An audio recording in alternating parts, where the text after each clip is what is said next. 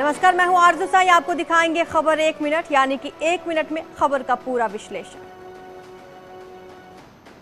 आदित्यनाथ दूसरी बार यूपी के सीएम पद की शपथ लेंगे, जिसको लेकर लखनऊ के इकाना स्टेडियम में तैयारियां तेज हो गई हैं। अधिकारी लगातार स्टेडियम का निरीक्षण कर रहे हैं और सारे इंतजामों को परख रहे हैं। निरीक्षण के जरिए ये इस बात का आकलन किया जा रहा है कि कुल कितने लोगों की उपस्थिति यहाँ पर हो सकती है, कितना बड़ा एरिया है ये, किस तरीके से यहाँ पर ज्यादा से ज्यादा मेहमान और बीजेपी के कार्यकर्ता और जो लोग आना चाहते हैं उनको आने का मौका मिल सकता है।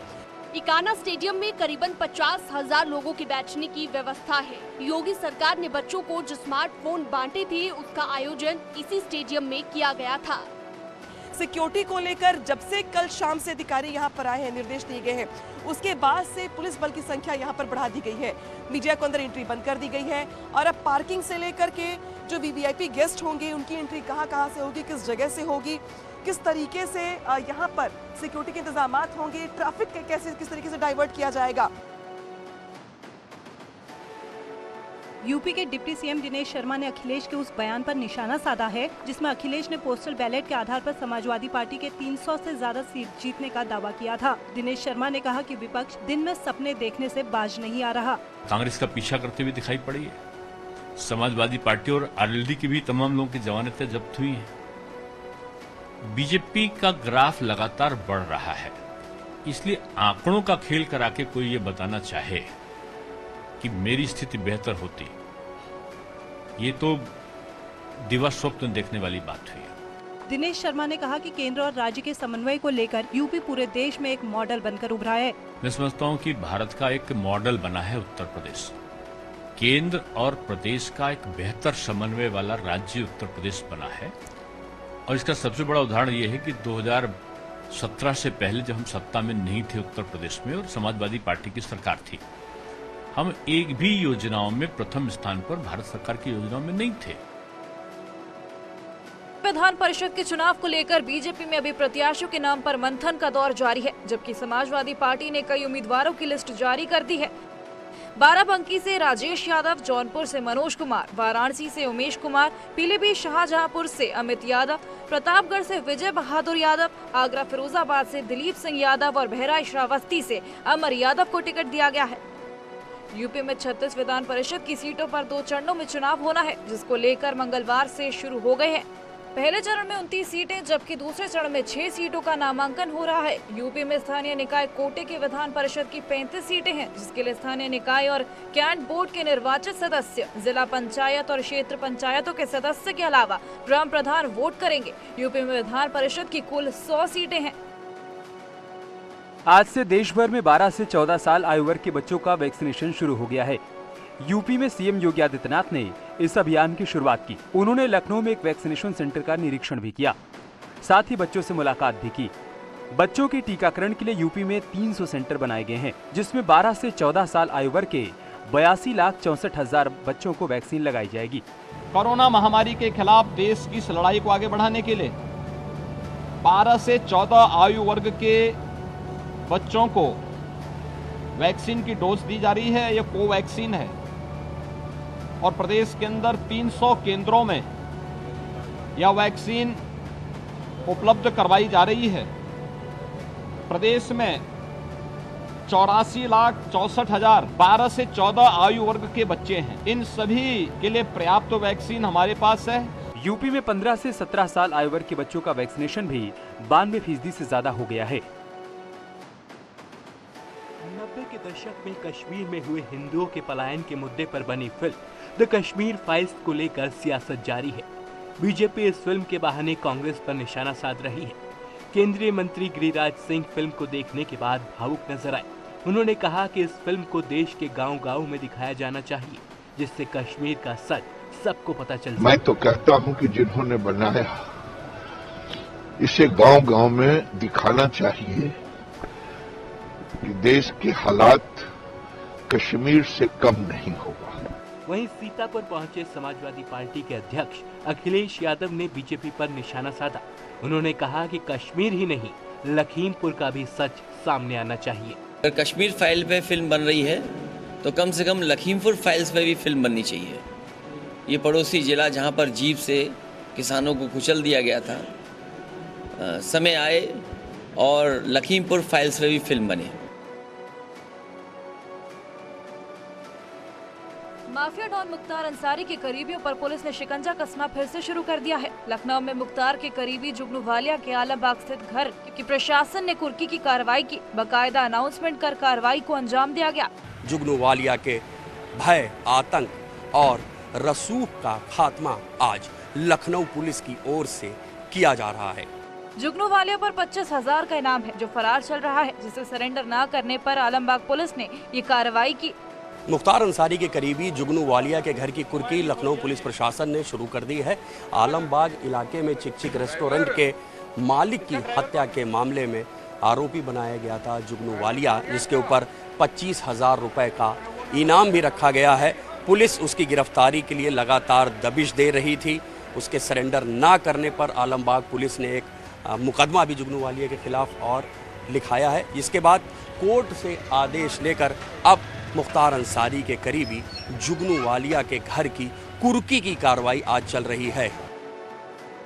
यूपी की सत्ता में दोबारा योगी सरकार आने के बाद बदमाश खौफ में हैं। कई जगह अपराधी थाने पहुंचकर खुद सरेंडर कर रहे हैं। ताजा मामला गोंडा जिले का है, जहां 25,000 का इनामी बदमाश हाथ में तख्ती लेकर सरेंडर करने थाना पहुंच गया। बदमाश गुहार लगा रहा था कि उसे गोली ना मारी जाए। आरोप के मुताबिक उसने 8 मार्च को गल्ला व्यापारी का अपहरण कर 20 लाख की फिरौती मांगी थी। 2 दिन पहले पुलिस ने एनकाउंटर के बाद 2 अपराधियों को गिरफ्तार किया था। ऐसे में पुलिस की ताबड़तोड़ कार्रवाई से डरा मुख्य आरोपी गौतम सिंह अपनी जान बचाने के लिए थाना सरेंडर करने पहुँच गया। जनपद गोड्डा में थाना छपिया अंतर्गत एक शातिर बदमाश 25,000 का इनामी बदमाश जो कि किडनैपिंग अपहरण में वांछित था, आज उसने आत्मसमर्पण किया है थाना छपिया में, यह कहते हुए कि ये दोबारा क्राइम नहीं करेगा।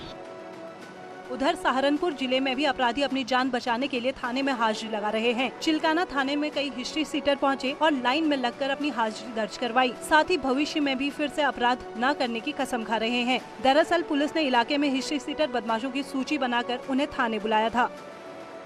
आजमगढ़ जिले की महाराजगंज पुलिस ने डेटिंग ऐप के बहाने लोगों को बुलाकर लूट की घटना को अंजाम देने वाले गिरोह का पर्दाफाश किया है। गैंग के एक बदमाश को मुठभेड़ के बाद गिरफ्तार किया गया है। कल रात्रि में चेकिंग के दौरान थाना प्रभारी ने 2 बाइक सवार 2 लोगों को रुकने के लिए इशारा किया। उनके द्वारा पुलिस पार्टी में फायरिंग करके वहां से भाग गए। पुलिस के द्वारा इनका पीछा किया गया। पीछा करने के दौरान दोबारा इनके द्वारा पुलिस पार्टी में फायरिंग किया गया। आत्मरक्षा कंट्रोल्ड फायरिंग करते हुए SHO महाराजगंज के द्वारा फायरिंग की गई, जिसमें एक बदमाश को दाहिने पैर में गोली लगी है। पुलिस के मुताबिक समलैंगिकों के लिए बनाए गए डेटिंग ऐप का इस्तेमाल वारदात को अंजाम देने के लिए करते थे और पीड़ित समाज के डर से घटना की जानकारी पुलिस को नहीं देते थे। और करने के लिए इस्तेमाल की जाती है। इस ऐप के माध्यम से लोगों को बुलाता था और सुनसान जगह पे बुला के उनके पास जो नकदी, मोबाइल या मोटरसाइकिल जो भी है वो उनसे छीन लेता था। 3 लोगों का ये गैंग है। आजमगढ़ और मऊ में अब तक ऐसी 25 वारदातें सामने आ चुकी हैं। यूपी पुलिस का बदमाशों के खिलाफ ऑपरेशन क्लीन जारी है। बुधवार को कई जगह पुलिस और बदमाशों के बीच मुठभेड़ हुई। नोएडा के सेक्टर 113 में पुलिस ने मुठभेड़ के बाद 2 बदमाशों को गिरफ्तार किया है। एक बदमाश के पैर में गोली लगी है, जबकि 2 बदमाश मौके से फरार हो गए। एक संदिग्ध ई-रिक्शा में 4 लोग सवार आ रहे थे, उनको रोकने का प्रयास किया गया। उन लोगों ने हमारी टीम पर अटैक किया और उसमें जवाबी कार्रवाई हुई। जवाबी कार्रवाई जब हुई तो उसमें 4 लोग निकल के भागे। उसमें से एक घायल हो गया, उसको तत्काल वहाँ से अस्पताल शिफ्ट किया गया। दूसरा को पकड़ लिया गया और उसमें से 2 थे वो वहाँ से फरार हो गए हैं।